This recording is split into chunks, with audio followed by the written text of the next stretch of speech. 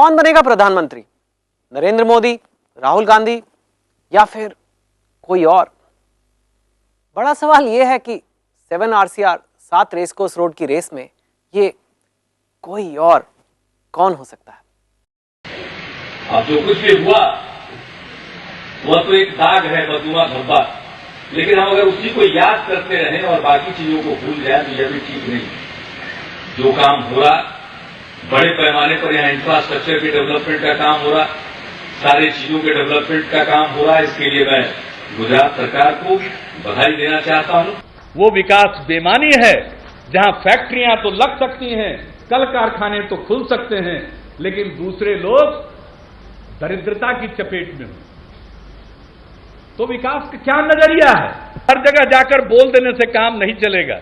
वैसे मुझको पूरी उम्मीद है बहुत दिन गुजरात के दायरे में सिमटकर नरेंद्र भाई नहीं रहेंगे, देश को इनकी सेवाएं मिलेंगी। लाल किले का सपना सपना ही रह जाएगा। लाल किले का सपना, प्रधानमंत्री बनने का सपना, 7 RCR पहुंचने का सपना, तो क्या इसी सपने के लिए नीतीश कुमार ने शुरू की नरेंद्र मोदी के साथ जंग?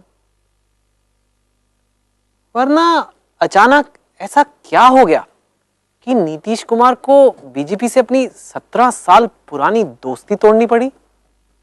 हम लोगों के सामने कोई विकल्प नहीं था, और जब एक बार राजनीतिक रास्ता अलग हो जाता है तो आदमी को कदम उठाना पड़ता है, और हमने वही कदम उठाया। ये पहली बार नहीं था जब नीतीश कुमार ने अपना राजनीतिक रास्ता बदला हो। 1994 में उन्होंने इसी तरह लालू प्रसाद यादव से अपना सालों पुराना रिश्ता तोड़ दिया था। क्या नीतीश के इन फैसलों के पीछे उनकी वह महत्वाकांक्षा है, एम्बिशन है, जो उन्हें राजनीति में लेकर आई, या फिर वो राजनीतिक माहौल जिसमें वो पले बढ़े? हमको तजुर्बा नहीं है स्टेशन पर चाय बेचने का, लेकिन हम भी एक साधारण घर से आए हैं, एक स्वतंत्रता सेनानी पिता के पुत्र हैं। हमारी मां किसान, पिताजी तो वैद्य थे।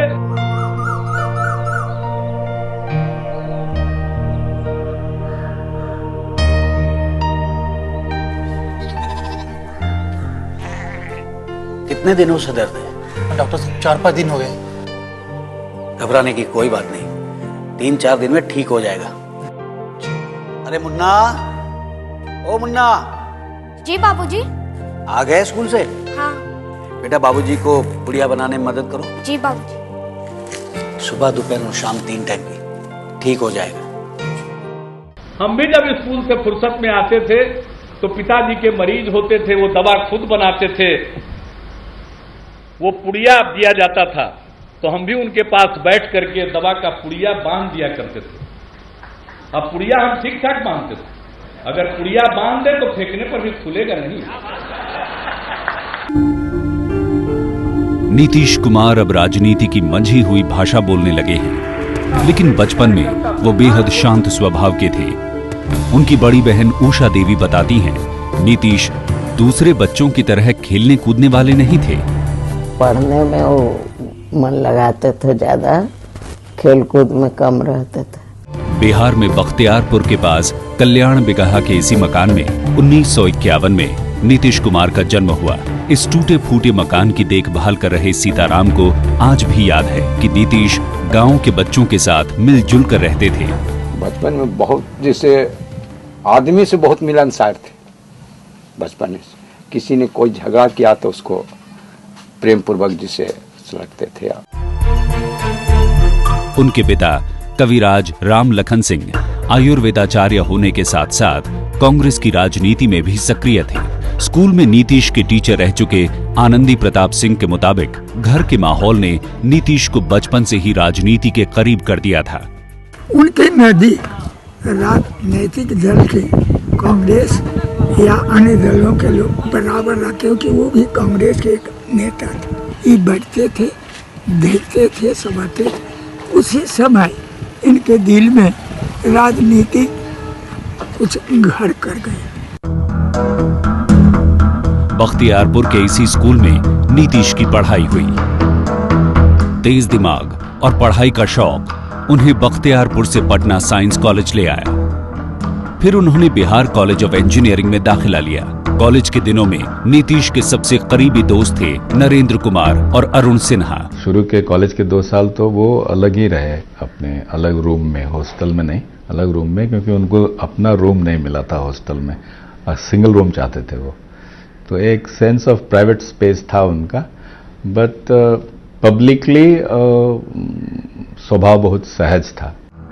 लेकिन बचपन से राजनीति देखते सुनते आए नीतीश यहां भी खुद को राजनीति से पूरी तरह अलग नहीं कर पाए। कॉलेज के अलावे, कोर्स के अलावे एक्स्ट्रा बाहरी जो किताब था उसमें न्यूज़ डेली, साथ साथ दिनमान, धर्मयुग, ये जो भी मैगजीन उस समय निकलता था उस सबको देखते रहता था। बिहार में तब कांग्रेस की सरकार थी।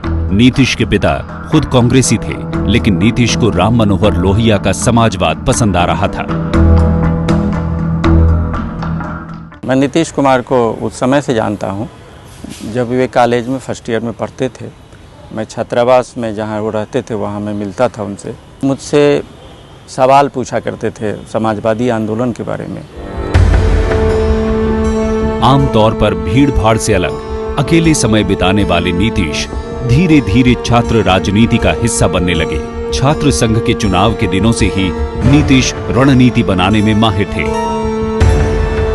सेकेंड ईयर में जब हम लोग थे तो उन्होंने, ये किसी को पता नहीं था, क्योंकि उनकी जो राजनीतिक शैली थी काम करने की, स्ट्रेटजी बनाने की, प्लानिंग करने की, कि और किसी को अंदाज न लगे, उसकी बू न लगे, ये उनका पहली बार वो चमत्कार हम लोगों को देखने को मिला, क्योंकि हम लोगों को भी बहुत करीबी रूप से उनकी स्ट्रेटजी पता नहीं थी। इन्होंने कुछ ऐसा अलायंस बनाया, कुछ ऐसी स्ट्रेटजी बनाई कि उसमें वो सब हार गए और हमारे उम्मीदवार जीत गए। तो हमने नीतीश जी को उस दिन जो है पूरे कंधों पे उठा के हमने कहा हमारा नेता नीतीश कुमार है। इसके बाद वहाँ पर हम लोग यूनियन का फॉर्मेशन किए। उस समय सचिन दत्ता वाइस चांसलर था, तो ये बेमसू करके हम लोग बिहार अभियंत्रण महाविद्यालय स्टूडेंट्स यूनियन बेमसू का स्थापना की। उसमें पहला यूनियन का अध्यक्ष नीतीश कुमार चुने। इंजीनियरिंग के छात्रों के हक की लड़ाई लड़ते हुए नीतीश जेल भी गए। नीतीश के पिता को इसकी खबर लगी तो वो उन्हें समझाने पटना पहुंच गए। देखो बेटा, मैं चाहता हूं कि पहले तुम डिग्री ले लो, उसके बाद जो तुम्हारा मन है वो खुशी से करो। भाऊजी, मैं ये स्टूडेंट के हित के लिए कर रहा हूं। नीतीश के पिताजी ये समझ चुके थे कि उनकी तरह ही उनके बेटे के कदम भी राजनीति की तरफ बढ़ रहे हैं। इसीलिए उन्होंने तुरंत नीतीश की शादी तय कर दी। नीतीश को यह खबर लगी कि उनके पिता ने दहेज के नाम पर 22,000 रुपए लिए हैं। इस पर नीतीश नाराज हो गए। नीतीश जी चले गए ऊपर वाले कमरा में, नीचे में उसके पिताजी रहते थे, तो मैं नीचे में ही रह गया। तो जाने के बाद पिताजी से बातचीत हुई, लेकिन वो मैरिज, अरेंज मैरिज के पक्षधर था, लेकिन डॉरी या जो भी लिया गया था या जो भी वार्ता हुई थी उसके विरोध में। घर वालों को नीतीश की जिद के आगे झुकना पड़ा। नीतीश की मर्जी के मुताबिक बहुत ही सादे ढंग से उनकी शादी हुई, लेकिन इसके बाद भी नीतीश के इरादे नहीं बदले। कुछ दिनों की नौकरी के बाद वो पूरी तरह राजनीति में आ गए। इसकी शुरुआत हुई 1974 के छात्र आंदोलन से। 18 मार्च 1974 को लालू प्रसाद यादव के नेतृत्व वाली छात्र संघर्ष समिति ने छात्रों से जुड़े मुद्दों पर बिहार विधानसभा का घेराव किया। नीतीश कुमार भी इसमें शामिल थे। तब बिहार की अब्दुल गफूर सरकार के निर्देश पर पुलिस ने छात्रों पर लाठीचार्ज और फायरिंग की। इसके बाद जयप्रकाश नारायण यानी जेपी ने गफूर सरकार के खिलाफ इस आंदोलन की कमान संभाली। जेपी के आते ही इस आंदोलन ने एक बड़ा रूप ले लिया। जो लड़ाई बिहार सरकार के खिलाफ शुरू हुई थी, वो प्रधानमंत्री इंदिरा गांधी के खिलाफ लड़ी जाने लगी। इस आंदोलन से बिहार में कई बड़े नेता निकले। उन नेताओं की राजनीतिक जमीन तैयार हुई। नीतीश कुमार उन्हीं में से एक थे। लालू यादव बिहार में इस आंदोलन का एक जाना पहचाना नाम बन चुके थे और नीतीश उनके जूनियर साथी के तौर पर अपनी जगह बना रहे थे।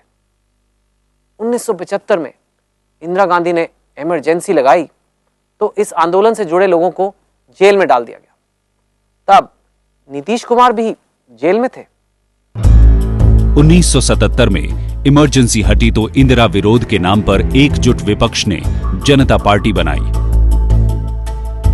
सोशलिस्ट पार्टी भी इसमें शामिल हो गई। लालू ने उसी साल छपरा से पहला लोकसभा चुनाव जीता। नीतीश ने तब जनता पार्टी के टिकट पर विधानसभा चुनाव लड़ा, लेकिन वो हार गए। वरिष्ठ पत्रकार सुरेंद्र किशोर बताते हैं कि उस हार के बाद नीतीश ने उनसे कहा था कि वो मैदान छोड़ने वालों में से नहीं है। नीतीश कुमार 77 का चुनाव विधानसभा का हार गए थे और वे भी बैठा करते थे। उन्होंने कहा कि छोड़िए सुरेंद्र जी, मैं तो सत्ता में आऊँगा चाहे बाई हुक और बाई क्रूक, लेकिन एक बात जान लीजिए, सत्ता में आने के बाद मैं अच्छा काम करूँगा। मैं सत्ता प्राप्त करूंगा, बाई हुक और बाई क्रूक, लेकिन सत्ता लेकर अच्छा काम ही करूंगा। मैं सत्ता प्राप्त करूंगा बाय हुक और बाय क्रुक, लेकिन सत्ता लेके अच्छा काम करूंगा। नीतीश ने आने वाले वक्त में ये तीनों बातें सही साबित की। उन्होंने सत्ता हासिल की, उस सत्ता को हासिल करने के लिए हर हथकंडा अपनाया और सत्ता मिलने पर विकास की राजनीति भी शुरू की। लेकिन यहां तक पहुंचने के लिए नीतीश को एक लंबा संघर्ष करना पड़ा। 1977 के बाद वो 1980 का चुनाव भी हार गए। लगातार 2 चुनाव हारने के बाद नीतीश का हौसला टूटने लगा था।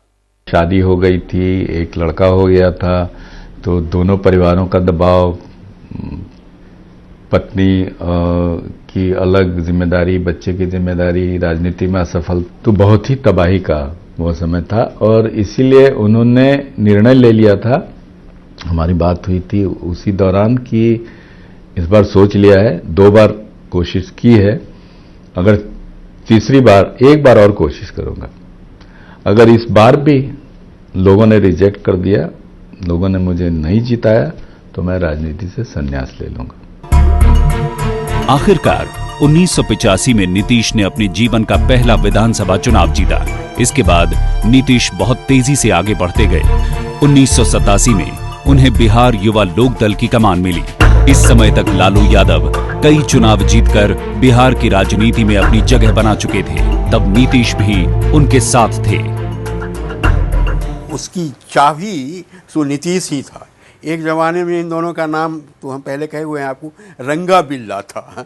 ये रंगा थे और नीतीश कुमार जी, और उनको लोग बिल्ला कहता था। इसी समय केंद्र की राजनीति में वीपी सिंह के नेतृत्व में जनता दल बना। तब लालू और नीतीश बिहार में जनता दल का सबसे बड़ा चेहरा बने। नीतीश को पहली बार लोकसभा चुनाव लड़ने का मौका मिला। वो ये चुनाव जीत गए। तब वीपी सिंह ने नीतीश कुमार को अपनी सरकार में कृषि राज्य मंत्री बनाया। उस साल अगर नीतीश जी सांसद नहीं बने होते तो शायद उनको अगले साल विधानसभा के लिए चुनाव लड़ना पड़ता और लालू प्रसाद के नेतृत्व में मंत्रिमंडल में उनको शपथ लेनी पड़ती। तो मुझे लगता है कि तब जो है वो राजनीति की करवटें जो हैं वो कुछ अलग होती। तो इसलिए नीतीश जी के लिए खुद और बिहार की राजनीति के लिए वो एक बहुत टर्निंग पॉइंट हम कह सकते हैं कि जब उन्होंने वो लोकसभा का चुनाव जीता। नीतीश कुमार केंद्र में मंत्री बन गए और अगले ही साल यानी 1990 में लालू यादव बिहार के मुख्यमंत्री बन गए। नीतीश ने इसमें भी उनका साथ दिया। लालू उन्हें अपना छोटा भाई कहा करते थे। वहीं राजनीतिक गलियारों में नीतीश को लालू का चाणक्य कहा जाने लगा। नीतीश और लालू की जोड़ी के बारे में लोग जो कुछ भी कहते रहे हों, लेकिन खुद नीतीश ऐसा नहीं मानते। बिहार इंजीनियरिंग कॉलेज में नीतीश के बैचमेट रहे अरुण सिन्हा अपनी किताब Nitish Kumar and the rise of Bihar में लिखते हैं कि नीतीश के मुताबिक लालू ये दिखाना चाहते थे कि मैं उनके बहुत करीब हूं और साथ ही उनसे छोटा हूं। हमारा रिश्ता कभी भी उतना गहरा और घनिष्ठ नहीं था जैसा बताया जाता था। नीतीश ने कभी भी ये ढोल नहीं पीटा कि हम उनके करीब हैं, हम और ये भाई भाई हैं। ये बड़े भाई छोटे भाई का जो शुरू हुआ, ये तो उन्होंने शुरू किया। नीतीश ने कभी नहीं कहा कि ये मेरे बड़े भाई हैं।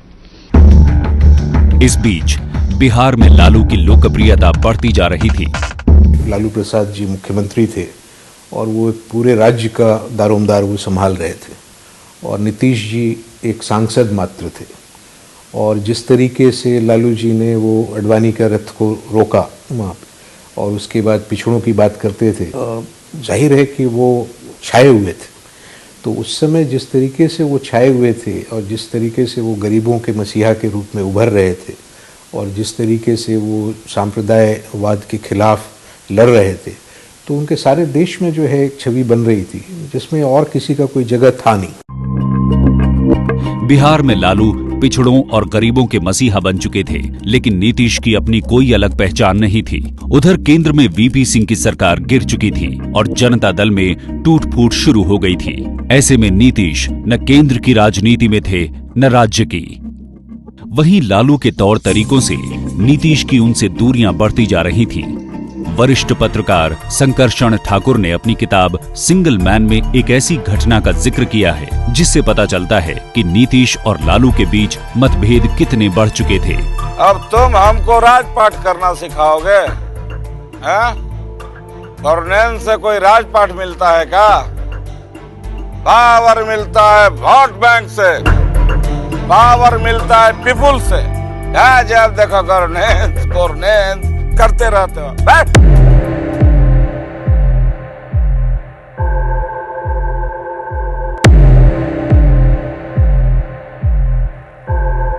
नीतीशवा हमारा सरकार हथियाना चाहता है का?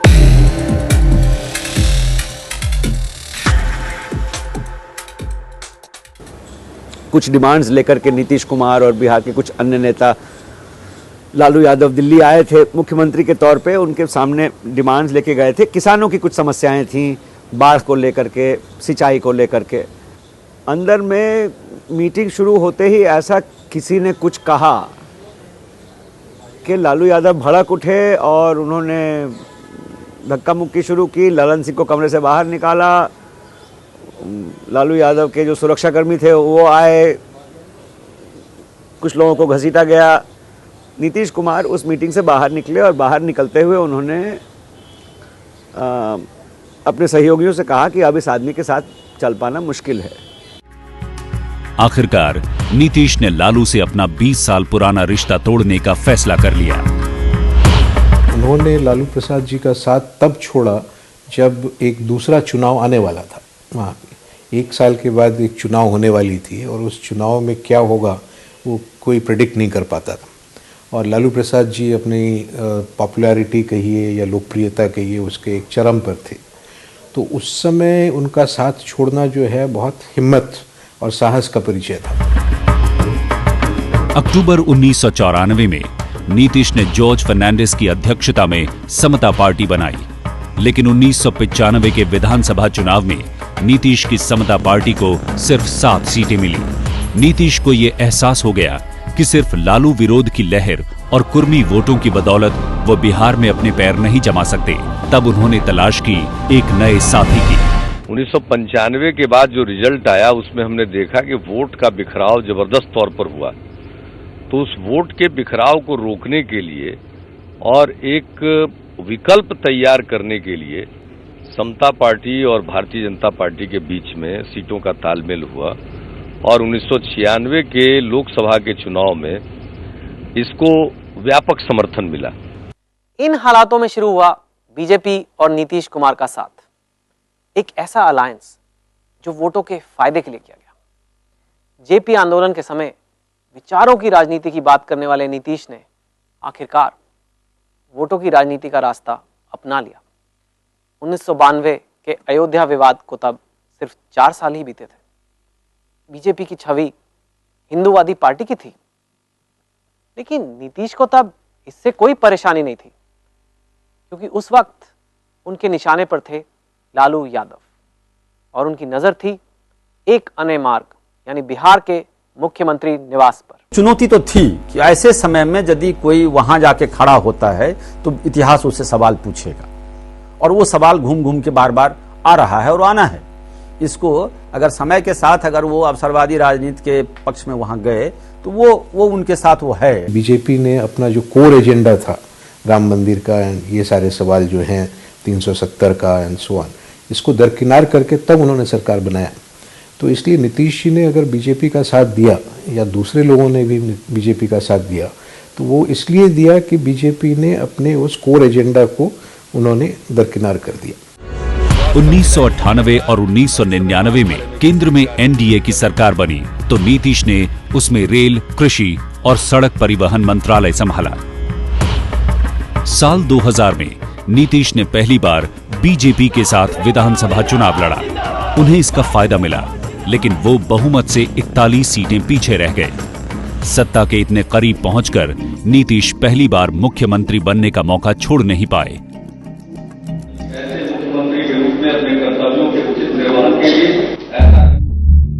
लेकिन उनके सिर पर यह ताज सिर्फ 7 दिनों के लिए रहा। विश्वास प्रस्ताव में पहले उन्होंने इस्तीफा दे दिया क्योंकि लालू ने 23 सीटों वाली कांग्रेस को अपने पक्ष में कर लिया। 7 दिन का एम्बैरेसमेंट मेरा इसलिए हुआ कि कांग्रेस पार्टी ने समय के पहले तय नहीं किया था। अगर वो पहले ही आरजेडी को सपोर्ट घोषित किए होते तो उनकी संख्या ज्यादा होती तो वो सरकार बनाते। उस समय तक जो उनकी परिपक्वता थी राजनीति की, वो वहां तक नहीं पहुंची थी जहां आज हैं। वो परिपक्वता की कमी तो थी। बिहार की गद्दी छूटी तो नीतीश फिर केंद्र में मंत्री बन गए।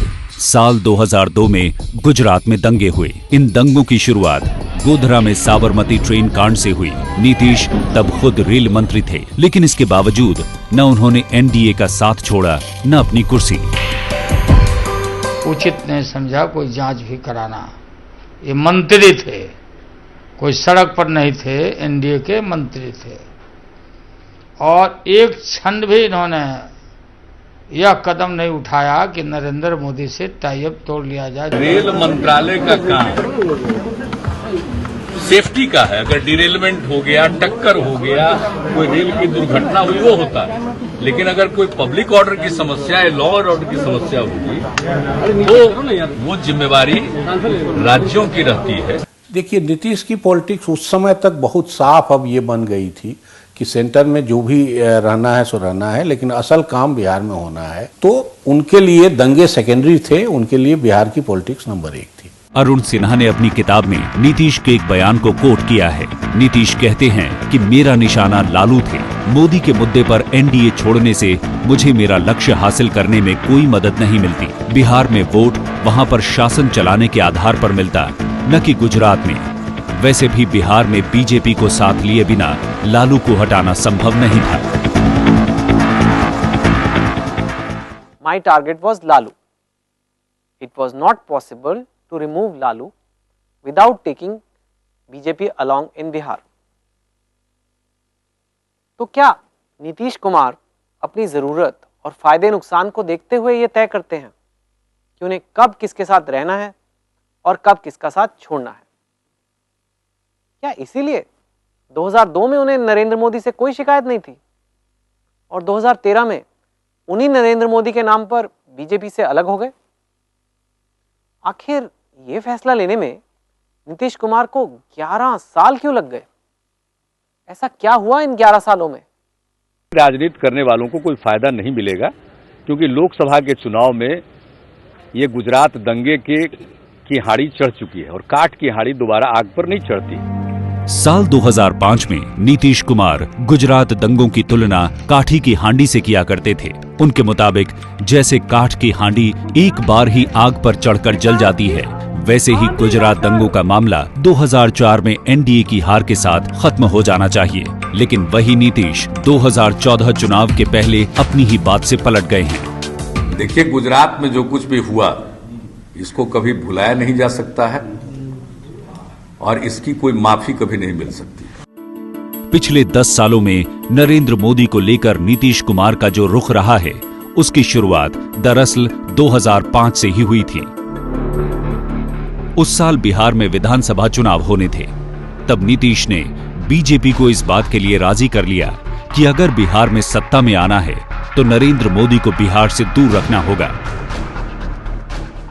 आप देखिए कि मोदी की जो इमेज है, और इमेज बहुत काउंट करता है इलेक्शन में, परसेप्शन, वो इमेज तो डिफरेंट है, वो थोड़ा हार्डलाइन इमेज है। इसमें तो आप मुसलमानों का वोट निश्चित रूप से लूज करने का चांस था, तो उन्होंने उनको रोका इसलिए कि ये पहचान न बन जाए उनके पूरे कैंप को, यहाँ वहां के बीजेपी को भी, कि भाई हम आइडेंटिफाई। उस समय तक राजनीतिक परिधि में काफी परिपक्व हो चुके थे नीतीश जी, तो इसीलिए अपने आगे का रास्ता उनसे अलग करके ही बेहतर देख रहे थे। एक हाथ से बीजेपी का समर्थन और दूसरे हाथ से नरेंद्र मोदी का विरोध। साल 2005 में नीतीश कुमार को इस चुनावी रणनीति का फायदा मिला। उन्होंने बिहार में लालू प्रसाद यादव के 15 साल के राज को खत्म कर दिया। मैं नीतीश कुमार सत्य निष्ठा से प्रतिज्ञा करता हूं कि जो विषय नीतीश कुमार दूसरी बार बिहार के मुख्यमंत्री बने। इस बार उनके पास बहुमत था। इस बहुमत की एक बड़ी वजह थी नीतीश की सोशल इंजीनियरिंग, यानी समाज के अलग अलग वर्गों को अपने साथ जोड़ने की राजनीति। लालू ने पिछड़े वर्ग और मुसलमानों के वोट बैंक पर अपनी सत्ता खड़ी की, तो नीतीश ने पहले अति पिछड़े वर्ग और महादलितों को अपने साथ जोड़ा। फिर बीजेपी के साथ से सवर्णों का समर्थन हासिल किया और मोदी के विरोध से मुस्लिम वोट। उनका सोशल इंजीनियरिंग है, collision of extreme. Collision of extreme मतलब अपर कास्ट से लेकर के दलित को एक मंच में लाना। इसी के बेसिस पर उन्होंने 7-8 साल तक यहाँ पर राज्य भी किया। जातीय समीकरणों के अलावा नीतीश की जीत के लिए बहुत हद तक लालू खुद भी जिम्मेदार थे। लोगों में लालू के खिलाफ गुस्सा था, क्योंकि लालू राज के शुरुआती कुछ सालों के बाद से बिहार की हालत बद से बदतर होती गई। उन्होंने पिछड़ों को सीना तान कर चलने को तो जरूर सिखाया, लेकिन सीना के नीचे जो पेट होता है उसको भरने का इंतजाम उन्होंने 15 साल में नहीं किया। वहीं नीतीश कुमार ने विकास और सुशासन का नारा दिया। मुख्यमंत्री बनने के बाद नीतीश ने सबसे पहले बिहार की कानून व्यवस्था पर ध्यान दिया। उन्होंने इंश्योर किया कि बिहार में जो भी दोषी लोग हैं उसका कन्विक्शंस हो। पिछले 8 साल में बिहार में 70,000 लोगों का कन्विक्शन हुआ है। कानून व्यवस्था के अलावा नीतीश ने राज्य की सड़कों और बुनियादी ढांचे के सुधार के लिए काम किया। पंचायती राज संस्थाओं में महिलाओं को 50% आरक्षण दिया। इन फैसलों से नीतीश की छवि विकास पुरुष की बनी। नीतीश जी की कोशिश ये रही है कि वो एक बिहारियों में या बिहार के लोगों में वो एक जातीय स्वाभिमान पैदा करें। उन्होंने जात पात से हटकर लोगों को कहा कि भाई हम बिहारी हैं और गर्व से कहो कि हम बिहारी हैं। नीतीश कुमार ने अपने लिए एक रोड मैप तय किया है, जहां तक मुझे जानकारी है, कि वो तात्कालिक लाभ को ध्यान में रखते हुए काम नहीं करते। उन्होंने तय किया कि 50 साल के बाद उनका लक्ष्य क्या है। 50 साल के बाद इस बिहार की जनता जो उस समय होगी वो ये कहे कि एक मुख्यमंत्री नीतीश कुमार हुआ जिसने राज्य का कायापलट कर दिया। नीतीश कुमार जितना ध्यान अपने काम पर दे रहे थे, उतना ही ध्यान अपनी इमेज पर। वो चाहते थे कि देश में उन्हें विकास पुरुष और सेक्युलर नेता के तौर पर जाना जाए। इसलिए 2005 के बाद से बीजेपी के साथ रहते हुए भी नीतीश ने नरेंद्र मोदी से लगातार दूरी बनाए रखी। यही नहीं, 2009 के लोकसभा चुनाव में भी एक बार फिर उन्होंने नरेंद्र मोदी को प्रचार के लिए बिहार आने से मना कर दिया। जो बिहार में न हो सका वो 2009 में लुधियाना में हो गया। नरेंद्र मोदी और नीतीश कुमार एक मंच पर हाथ में हाथ डाले नजर आए। एनडीए की इस रैली में नीतीश कुमार बैठे हुए थे। तभी नरेंद्र मोदी उनके पास गए और हाथ पकड़कर भरी भीड़ के सामने ले आए। नीतीश कुमार और नरेंद्र मोदी की ये तस्वीर 1 साल बाद साल 2010 में बिहार के अखबारों में एक विज्ञापन के तौर पर छपी। इसमें बिहार में बाढ़ के समय गुजरात की तरफ से दी गई मदद का जिक्र किया गया था। इस पर नीतीश कुमार आपे से बाहर हो गए। ठीक है, सॉरी कहने से भी कोई काम नहीं चलने वाला है। हम इसके बारे में जिसमें मेरे फोटोग्राफ का इस्तेमाल किया गया उसको हमने गंभीरता से लिया है और जो भी संभव कानूनी कार्रवाई होगी हम उस कोर्स को अडॉप्ट करेंगे। जून 2010 में बिहार में बीजेपी राष्ट्रीय कार्यकारिणी की बैठक थी। नीतीश कुमार ने बीजेपी नेताओं के लिए डिनर का आयोजन किया था, लेकिन नीतीश का गुस्सा इतना भड़क गया कि उन्होंने न सिर्फ बीजेपी नेताओं का डिनर कैंसिल कर दिया, बल्कि गुजरात की तरफ से दिया गया मदद का चेक भी लौटा दिया। 5 करोड़ की सहायता भेजी गई, उसका गुणगान किया गया कि विपत्ति के काल में हमने मदद की। अरे जो दान दिया जाता है उसका बखान नहीं किया जाता है। मेरी शिकायत इस बात पर थी कि इस बिहार के कोसी त्रासदी में जहां हजारों करोड़ लगे, 5 करोड़ की क्या मुराद, कैसा दान देते हो, बखान करते हो, ले जाओ अपना 5 करोड़ रुपया।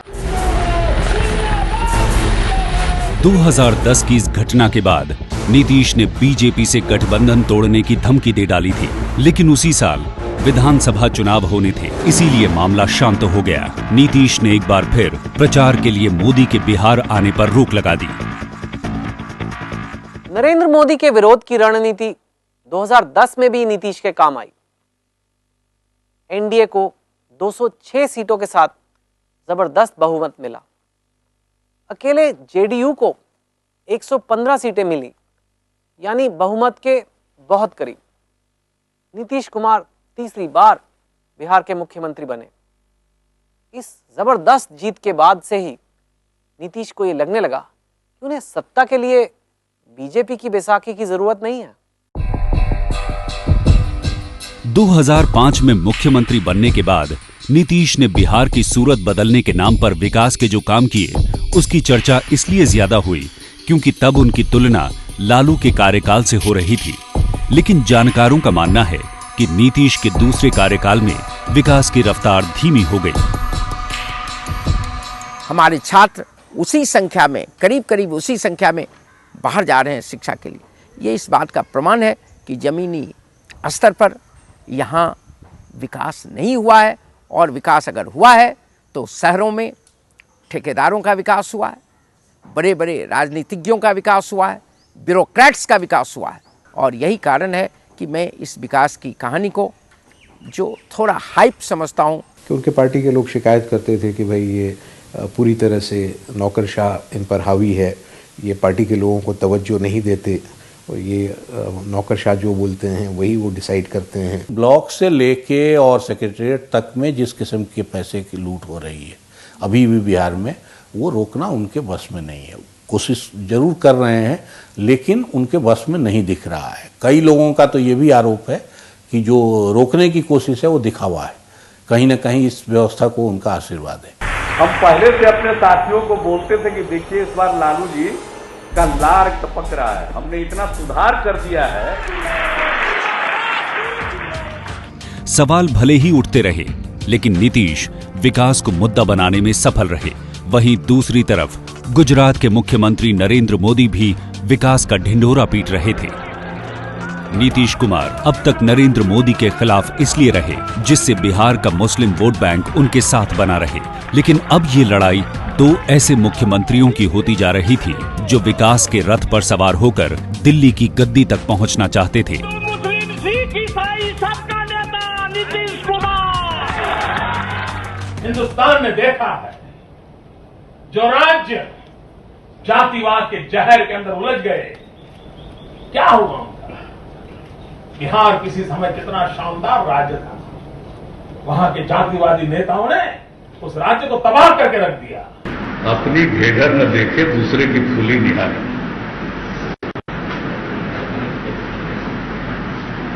एक और कहावत है ना, चलनी दूसरे सूप। तो लोगों को अपने हालात के बारे में सोचना चाहिए। Who is the best chief minister? Nitish Kumar और नरेंद्र मोदी की बीच की ये लड़ाई अब इसमें बदल गई कि who can be the better prime minister. Nitish Kumar को लगता था कि मोदी की कट्टर छवि, हार्डलाइनर इमेज के मुकाबले उनका उदारवादी चेहरा, मॉडरेट फेस उन्हें ज्यादा मजबूत उम्मीदवार बनाता है।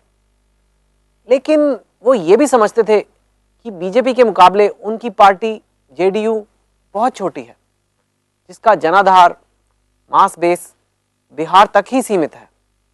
इसीलिए उन्होंने कभी खुलकर प्रधानमंत्री बनने की इच्छा नहीं जताई। मुझमें जो काम करने की शक्ति है उसका पूरा उपयोग हम बिहार की खिदमत में कर रहे हैं। इसके आगे का न हम सोचते हैं, न हम उसके लायक अपने को मानते हैं। एक तरफ नीतीश खुद को पीएम पद की दौड़ से बाहर बता रहे थे और दूसरी तरफ एनडीए से प्रधानमंत्री पद के उम्मीदवार का नाम पूछ रहे थे। जून 2012 में इकोनॉमिक टाइम्स को दिए एक इंटरव्यू में नीतीश ने कहा, एनडीए को पहले ही अपने प्रधानमंत्री पद के उम्मीदवार का ऐलान कर देना चाहिए। उम्मीदवार ऐसा होना चाहिए जो एनडीए के सभी घटक दलों को मंजूर हो। एनडीए का प्रधानमंत्री पद का उम्मीदवार धर्मनिरपेक्ष छवि का होना चाहिए। साथ ही प्रधानमंत्री पद का उम्मीदवार ऐसा नेता होना चाहिए जो बिहार जैसे पिछड़े राज्यों के दुख दर्द को समझे। ऐसा नेता नहीं होना चाहिए जो पहले से विकसित राज्यों के बारे में ही सोचे। नीतीश ने ये बयान ऐसे वक्त पर दिया जब बीजेपी के अंदर भी नरेंद्र मोदी के नाम को लेकर एक राय नहीं थी। नीतीश इसी बात का फायदा उठाना चाहते थे, लेकिन गुजरात में लगातार तीसरी बार चुनाव जीतकर नरेंद्र मोदी ने अपनी दावेदारी को और मजबूत कर लिया। लेकिन इसके बाद से नीतीश खुलकर नरेंद्र मोदी पर ही निशाना साधने लगे। ये देश हवा बनाने से नहीं चल सकता। लोगों को भ्रम हो जाता है कि जो हवा बांध देंगे उसी में लोग बंध जाएंगे। ये देश प्रेम से चलेगा, मोहब्बत से चलेगा, भाईचारे से चलेगा, सद्भाव से चलेगा, गले मिलने से चलेगा। इसमें कभी टोपी भी पहननी पड़ेगी, कभी टीका भी लगाना पड़ेगा। नरेंद्र मोदी को टोपी और तिलक की राजनीति का ज्ञान देने वाले नीतीश कुमार खुद यही करते रहे। माथे पर बीजेपी का तिलक और सिर पर मोदी विरोध की टोपी।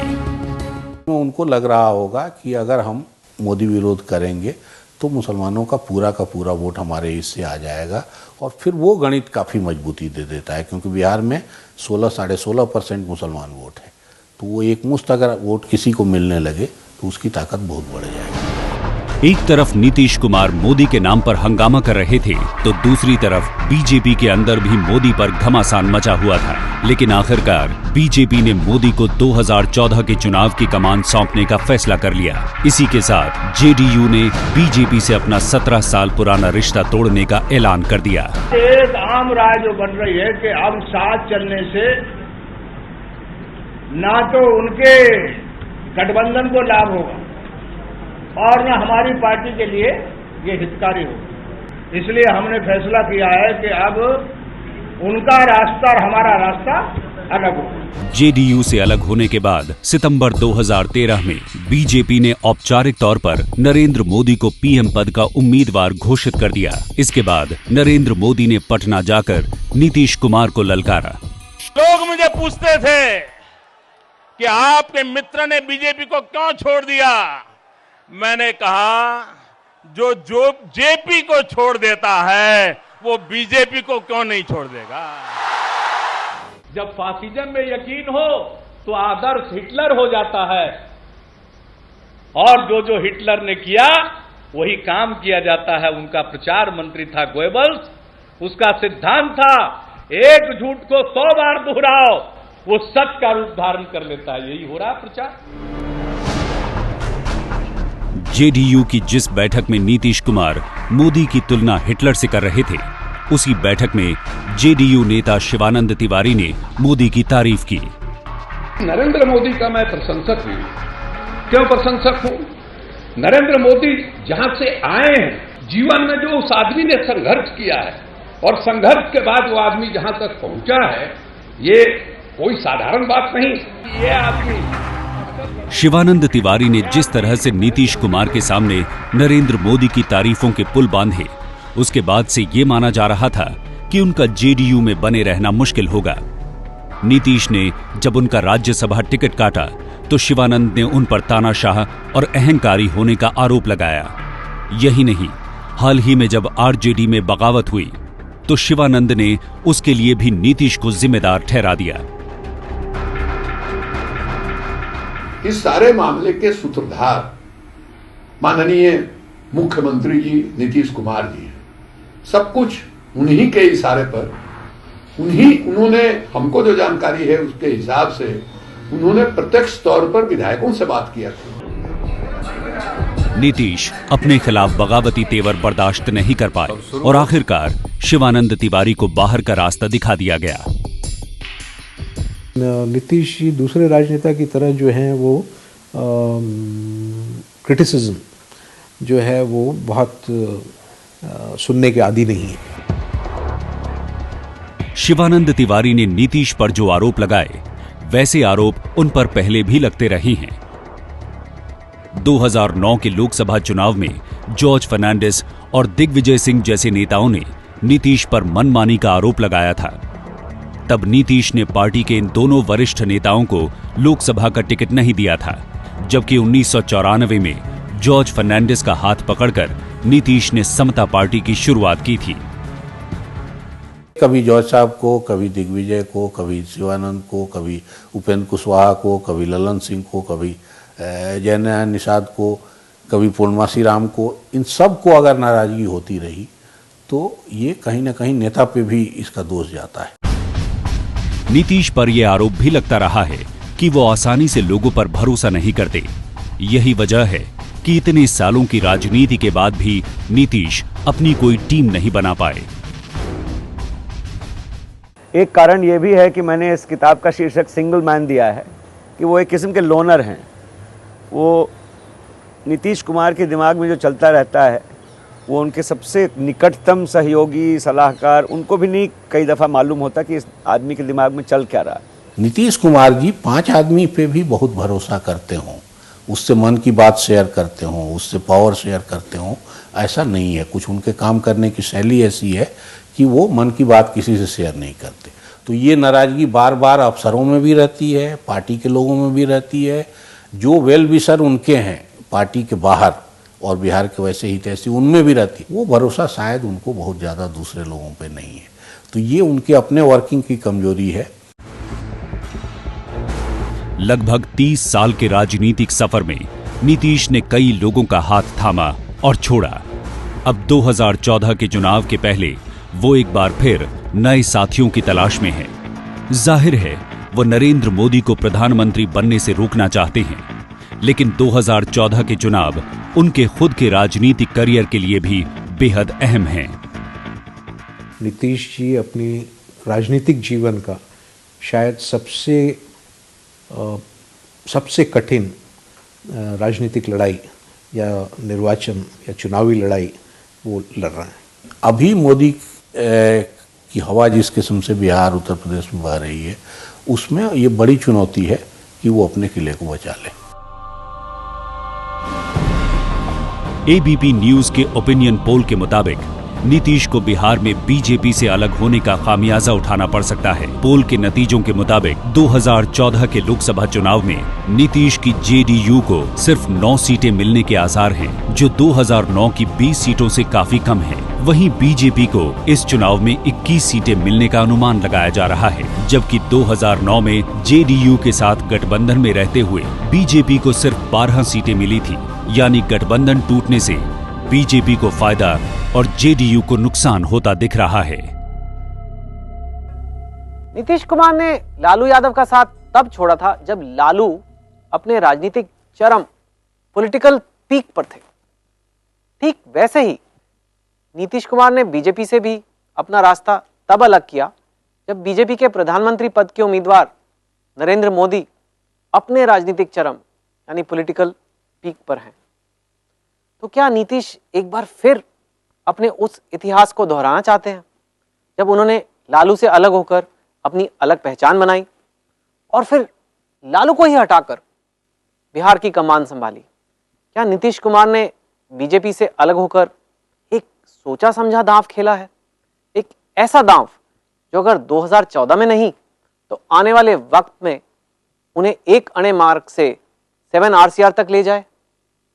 इन सवालों का जवाब हम भी ढूंढ रहे हैं और खुद नीतीश कुमार भी।